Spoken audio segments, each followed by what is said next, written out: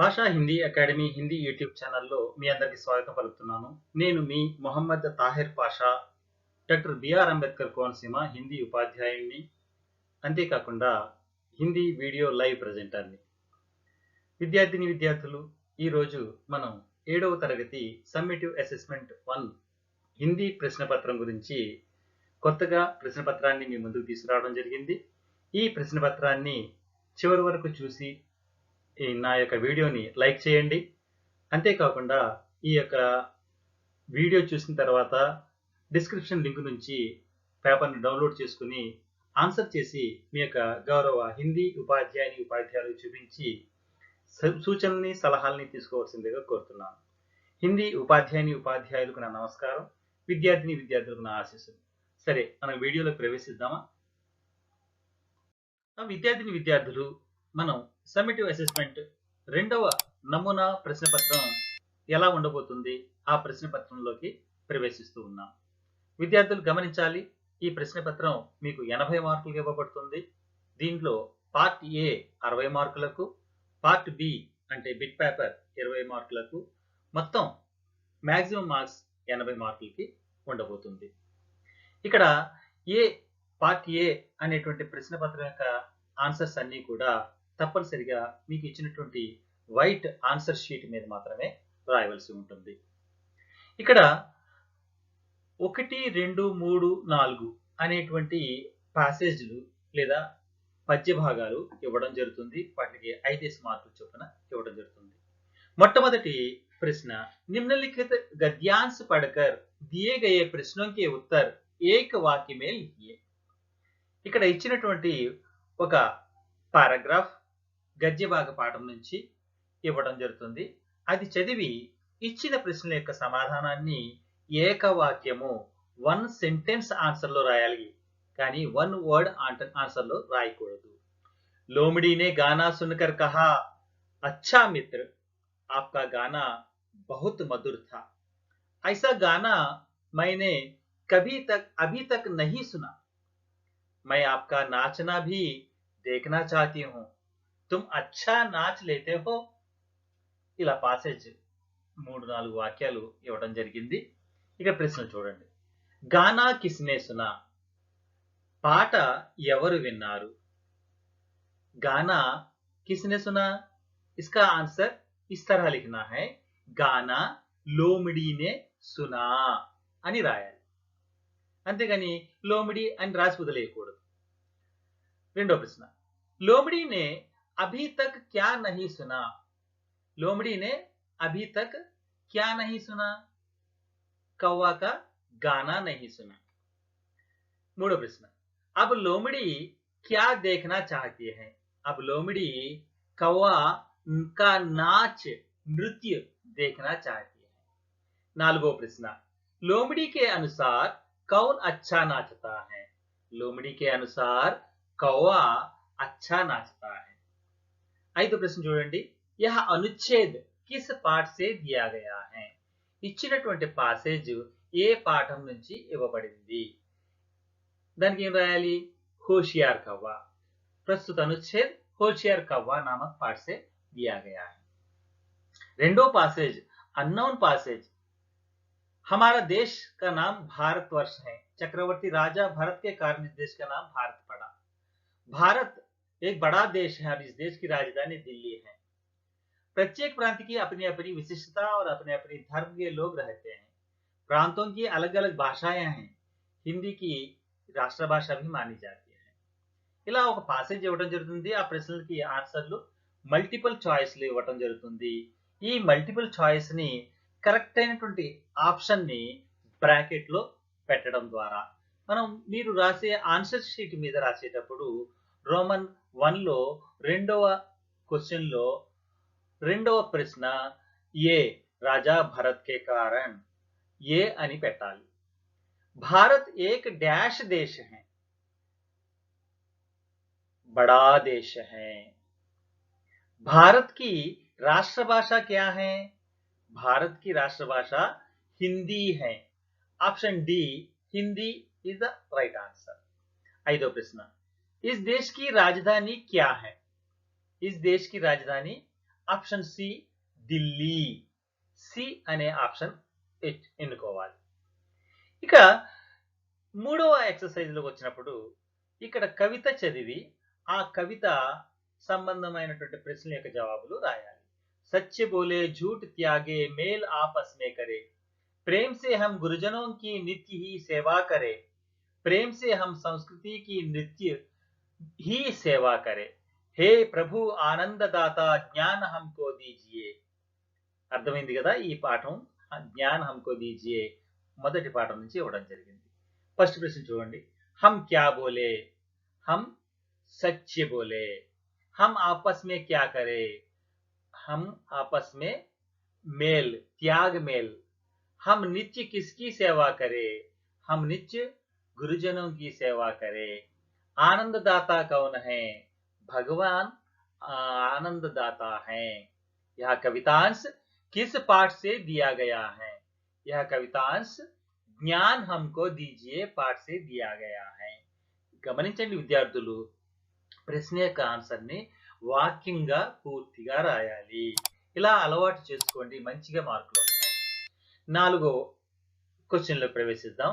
ఇక్కడ మన text book లో లేని వేరే కవిత ఇవ్వడం జరుగుతుంది. ఆ కవితకు సంబంధమైనటువంటి ప్రశ్నల్ని మీకు మల్టిపుల్ చాయిస్ అంటే ఆప్షన్స్ ఇవ్వబడతాయి. ఆ ఆప్షన్స్ ని కరెక్ట్ గా రాయాలి. చూడండి.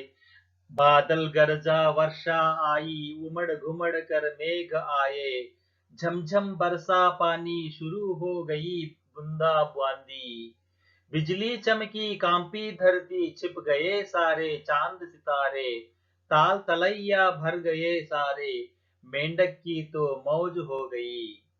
ఇలా కవిత ఇచ్చారు. ఈ కవితకి సంబంధించినటువంటి ప్రశ్నలు. మేఘ కైసే ఆయే, మైసే उमड़ घुमड़ कर मेघ आए, क्या आई, वर्षा आई, पानी कैसा बरसा, पानी झमझम बरसा, ऑप्शन ए झमझम, क्या छिप गए, वर्षा आने से चांद सितारे छिप गए. ఈ పద్యంలో ఆ కవితలో వెతికి ఆన్సర్ ని రాయడానికి ప్రయత్నం చేయండి. किसकी मौज हो गई, किसकी మౌజ్ హో గయి, మేండక్ కి మౌజ్ హో గయి. ఈ విధంగా ఆప్షన్స్ ని ఆ బ్రాకెట్ లో పెట్టి ఆన్సర్స్ రాయటం ద్వారా మీరు 5 మార్కులు. ఈ విధంగా 4 ఎక్సర్సైజ్లు మనం ఇప్పుడు చదువుకున్నాం. 2 గద్య భాగాలు, ఒకటి నౌన్, ఒకటి అన్నౌన్. ఒక పోయిమ్స్ నుంచి ఒకటి నౌన్, ఒకటి అన్నౌన్. అర్థమైంది కదా? సరే, పార్ట్ 2 లోకి ప్రవేశించినట్టయితే निम्न प्रश्नों के उत्तर 2 या 3 वाक्यों में लिखिए. ఇక్కడ నుంచి రోమన్ 2 లో ఇక్కడ 5 నుంచి 10 వరకు 6 ప్రశ్నల్ని అడగడం జరుగుతుంది. ప్రతి ప్రశ్నకి 3 మార్కులు ఇవ్వడం జరుగుతుంది. గమనించాలి, ప్రతి ప్రశ్నను 2 లేదా 3 వాక్యాల్లో అందమైన చేతి వ్రాతతో రాయడానికి ప్రయత్నం చేయండి. 5వ ప్రశ్న చూడండి. రామ్ నరేష్ త్రిపాఠి కే బారే మే లిఖియే. రామ్ నరేష్ త్రిపాఠి అనేటువంటి రచయిత కవి ఉన్నారు, వారి గురించి రాయండి. 2 బచ్చే కిసే త్యాగనా చాహతే హై. పిల్లలు వేటిని త్యాగం చేయాలనుకుంటున్నారు. ఇక్కడ ఈ క్వశ్చన్ పేపర్ లోనే కొన్ని ఆన్సర్లు మనకి ఇచ్చినటువంటి పోయమ్స్ లో గానీ ప్యాసేజ్ లో గానీ ఉండవచ్చు. అప్పుడు వాటిని ఉపయోగించుకుని మీరు రాయడానికి కూడా ప్రయత్నం చేయొచ్చు, ఒకవేళ మీకు అది గుర్తుకు రాకపోతే. 7వ ప్రశ్న. బచ్చే క్యా ఫహరానా చాహతే హై. పిల్లలు ఏమి ఎగరేయాలనుకుంటున్నారు. ఫహరానా అంటే ఎగరవేయటం. 8 ఖానే కి ఖోజ్ మే కౌన్ ఘూమ్ రహా థా. ఆహారం కోసం ఏ జంతువు తిరుగుతూ ఉంది, వెతుకుతూ ఉంది. ఖోజ్ అంటే వెతకటం, కౌన్ అంటే ఎవరు, ఘూమ్నా అంటే తిరగటం.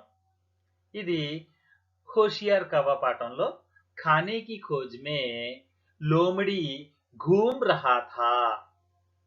9 आदिवासी कौन कौन से त्योहार मनाते हैं. ఆదివాసీ నృత్య ధిన్సా పాఠం నుంచి ఈ ప్రశ్న ఇవ్వడం జరిగింది. ఇక్కడ ఆదివాసీలు ఏ ఏ పండుగలు జరుపుకుంటారు. 10వ ప్రశ్న, లోమిడి క్యా పానా చాహతీ హై? నక్క ఏది పొందాలనుకుంటుంది? హోషియార్ కవ్వ పాఠంలో లోమిడి అక్కడ ఆ కాకి నోటిలో ఉన్న రొట్టె ముక్కను పొందాలని అనుకుంటూ ఉంది. లోమిడి కవ్వే కే చోంచ్ మే రహా రోటీ కో పానా చాహతీ హై. పార్ట్ 3లోకి వచ్చాం. ఈ పార్ట్ 3 భాగ్ 3లో మనకి ఒక ప్రశ్న రాయవలసి ఉంటుంది. ఉత్తర సారాంశ ప్రశ్న కావచ్చు అది. ఇది పద్య భాగం నుంచి 11, 12 పద్య భాగ పాఠాలు, అంటే మనకి జ్ఞాన్ హమ్కో దీజియే, హమ్ నన్నే బచ్చే, ఈ 2 పాఠాలు మన సిలబస్ లో ఉన్నాయి. జ్ఞాన్ హమ్కో దీజియే కవిత కా సారాంశ్ అప్నే శబ్దో మే లిఖియే. జ్ఞాన్ హమ్కో దీజియే కవిత యొక్క సారాంశాన్ని మీ యొక్క పదాల్లో ఆ సారాంశాన్ని రాయండి. 6 లేదా 8 వాక్యాలు. గమనించండి, ఇక్కడ పాసేజ్ గా ఆ కవితకు సంబంధించిన 4 వాక్యాలు ఇచ్చారనుకోండి, వాటిల్ని కూడా కలిపి రాసుకోవడానికి ప్రయత్నం చేయండి. 12వ ప్రశ్న, హమ్ నన్హే బచ్చే కవిత కా సారాంశ్ అప్నే శబ్దో మే లిఖియే. అంటే 11వ ప్రశ్న రాయలేకపోతే 12వ ప్రశ్న రాయవచ్చు. 12వ ప్రశ్న రాస్తే 11వ ప్రశ్న రాయక్కర్లేదు. ఒకవేళ ఎక్సెస్ గా రాయాలనుకుంటే రాయొచ్చు, మీకు వచ్చి ఉంటే.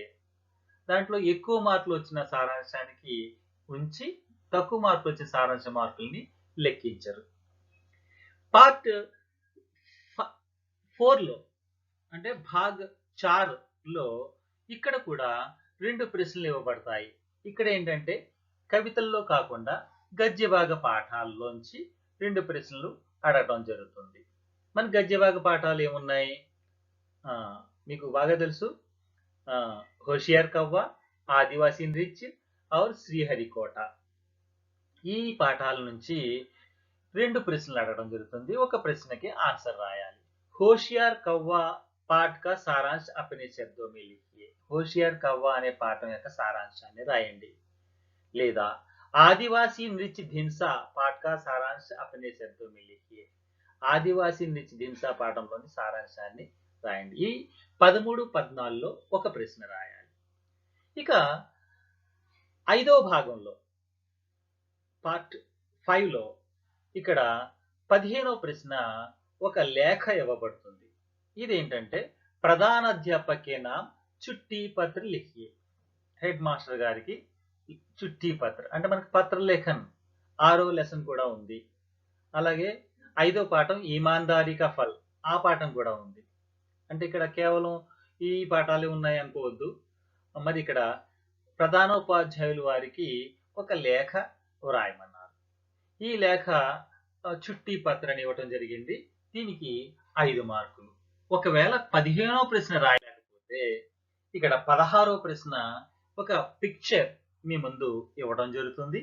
ఆ పిక్చర్ ని చూసి ఆ పిక్చర్ లో కనిపిస్తున్న వ్యక్తుల పేర్లు గాని వస్తువుల పేర్లు గాని అక్కడ 5 పదాలు రాయాలి.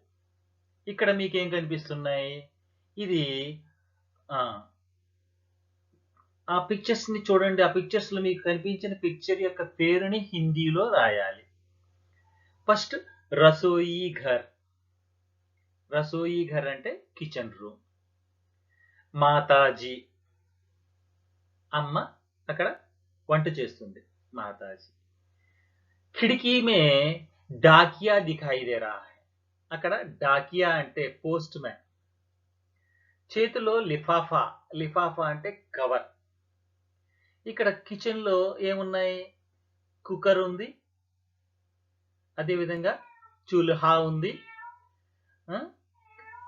बासन, बर्तन, गिलास, पानी, जग और यहाँ पर फ्रिज आदि दिखाई दे रहे हैं. అంటే అక్కడ కనిపించినటువంటి వస్తువుల్ని మీరు అక్కడ రాయవలసి ఉంటుంది. అర్థమైంది కదా? 15వ ప్రశ్న రాయకపోతే ఈ యొక్క 5 వర్డ్స్ రాస్తే 5 మార్కులు మీకు రాబోతుంది. ఇక్కడ వర్డ్ రాస్తే సరిపోతుంది, వాక్యం రాయాల్సిన అవసరం లేదు. ఓకే, సరే. ఇక చివరి భాగం రోమన్ 6లో ఇక్కడ 2 వ్యాసాలు ఇవ్వడం జరుగుతుంది. వ్యాసం అంటే జనరల్ ఎస్సే. ఇక్కడ 17వ ప్రశ్న, కిసి ఏక్ త్యోహార్ కే బారే మే నిబంధ లిఖియే. ఇక్కడ ఏదైనా ఒక పండుగ గురించి ఒక వ్యాసం రాయండి. ఒక పండుగ మీకు ఇష్టమైన ఏదైనా దివాళీ పండుగ, దసరా పండుగ, సంక్రాంతి పండుగ, క్రిస్మస్ పండుగ, రంజాన్ పండుగ, ఏదో ఒక పండుగ గురించి మీరు 5 వాక్యాలు రాస్తే సరిపోతుంది. 5 వాక్యాలకి 5 మార్కులు. మేరా ప్రియ త్యోహార్ దివాళీ హై ఒక వాక్యం. दिवाली प्रकाश का पर्व है. दिवाली मुझे बहुत पसंद है. बच्चे फटाके जलाते हैं. दोपहर को मिठाइयों के साथ भोजन होता है. शाम में दीपमालाएं लगाई जाती हैं. सब लोग दिवाली के दिन बहुत खुशी से मनाते हैं. ఇలా 5 వాక్యాలు రాసి సరిపోతుంది. మీరు పెద్దగా వ్యాసం 10 వాక్యాలు 20 వాక్యాలు రాయాల్సిన అవసరం లేదు. ఓకే, అది రాయలేకపోతే 18వ ప్రశ్న తుమ్హారీ పాఠశాల కే బారే మే ఏక్ నిబంధ లిఖియే. మీ పాఠశాల గురించి 5 వాక్యాలు రాయండి. मेरी पाठशाला का नाम जिला परिषद हाई स्कूल सकिनेटिपल्ली है. मेरी पाठशाला में 400 छात्र छात्राएं विद्या पाते हैं. हमारे पाठशाला में 20 अध्यापक हैं. हमारे प्रधानाध्यापक का नाम, उनका नाम जो है लिख दीजिए.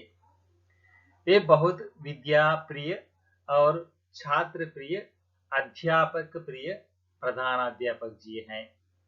हमारे हिंदी अध्यापक का नाम मोहम्मद ताहिर पाशा जी हैं. वे हिंदी बहुत अच्छा सिखाते हैं. इस तरह से आपकी हिंदी अध्यापक का नाम लिखिए.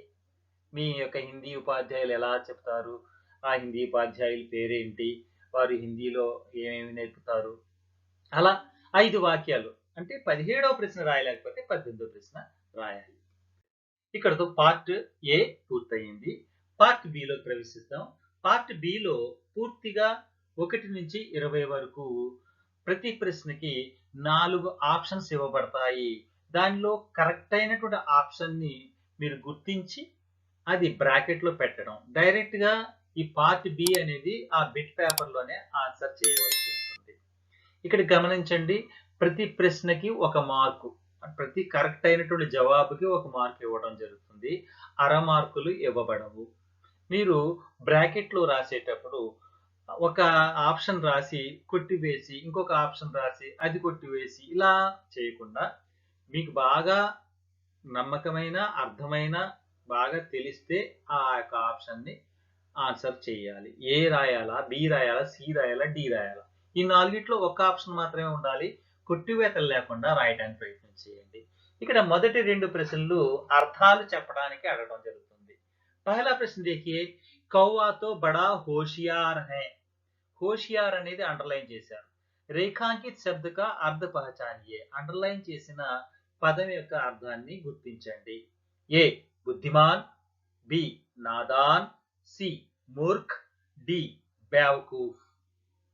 इसका सही उत्तर है ऑप्शन ए बुद्धिमान. होशियार అంటే అర్థం ఏంటంటే బుద్ధిమాన్. మీరు బ్రాకెట్ లో ఏ అని పెట్టాలి. और दो, రెండో ప్రశ్న हम संस्कृति की नित्य ही सेवा करें. नित्य रेखांकित शब्द का अर्थ पहचानिए.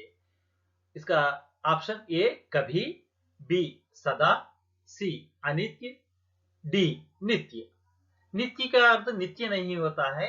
इसका सही उत्तर ऑप्शन बी सदा. सदा అంటే ఎల్లప్పుడూ, నిత్యము అని అర్థం. మూడో ప్రశ్న చూడండి, కౌవా పురానీ కహానీ కో జాన్తా హై. పురానీ అనేది అక్కడ అండర్లైన్ చేయబడింది.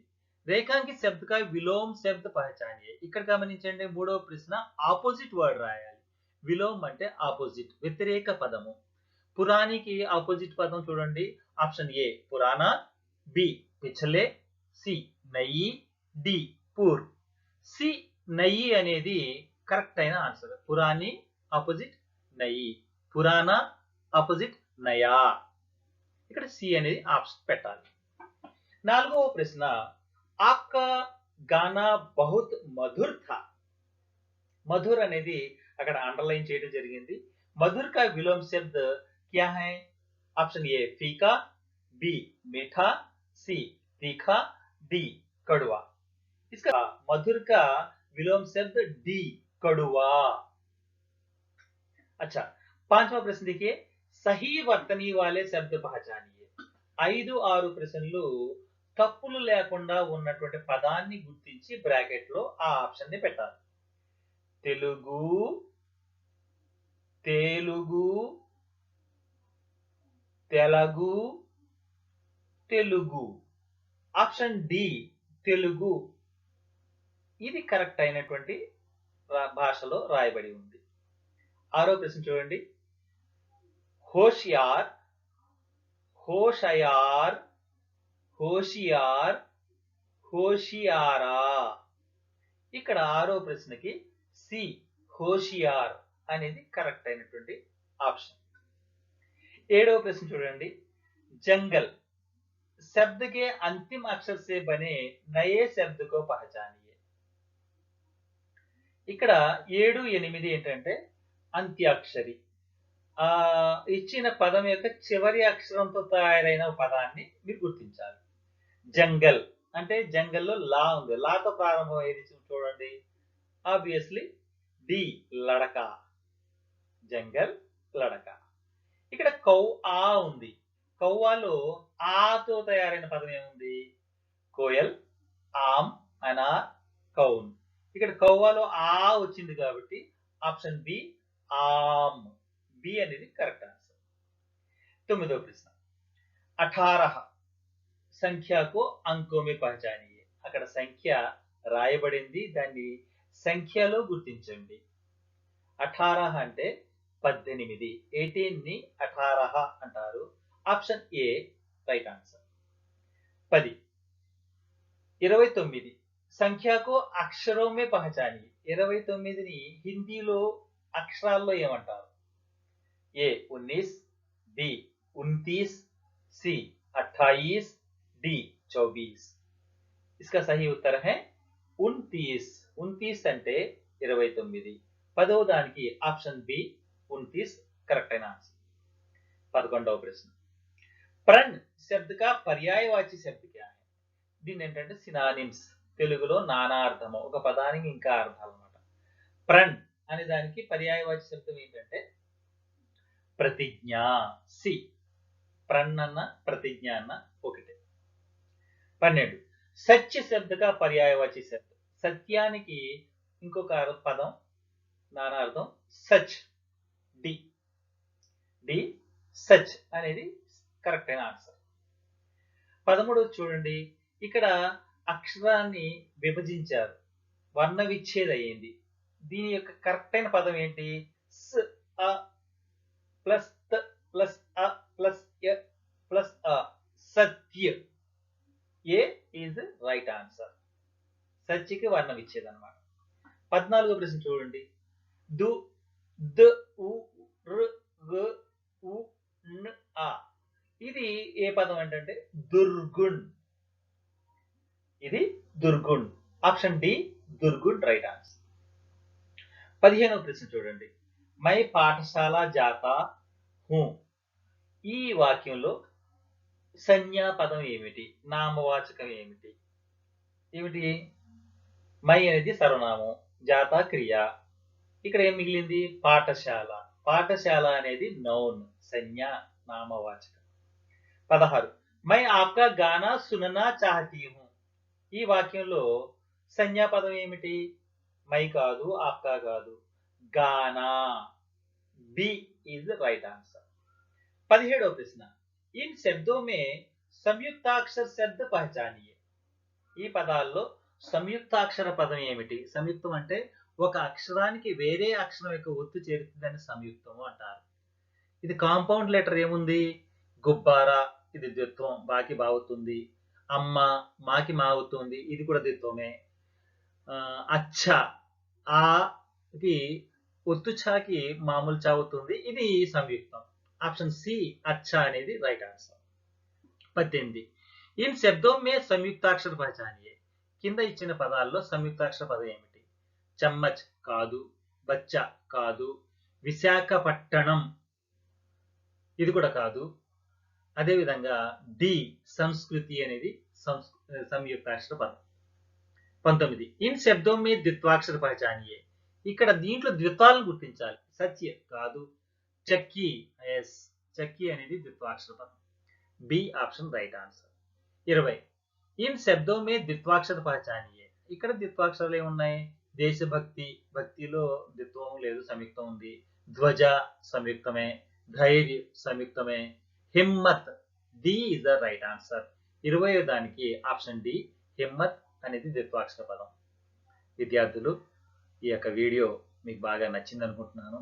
ఈ 2 పేపర్లు, నేను ఏదైతే పేపర్లు మీ ముందు వీడియో ద్వారా తీసుకొచ్చానో ఈ పేపర్లు మీరు బాగా ప్రాక్టీస్ చేస్తే మీకు 80కి 80 మార్కులు పొందడం ఏమాత్రం కష్టం కాదు.